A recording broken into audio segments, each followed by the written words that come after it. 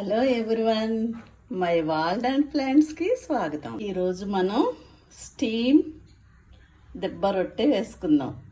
అంటే ఆయిల్లో కాకుండా, ఆయిల్ వాడకూడదు అంటున్నారు కదా, స్టీమ్తో. ఇది డబుల్ బాయిల్కి పెట్టుకొని స్టీమ్లో వేద్దాం.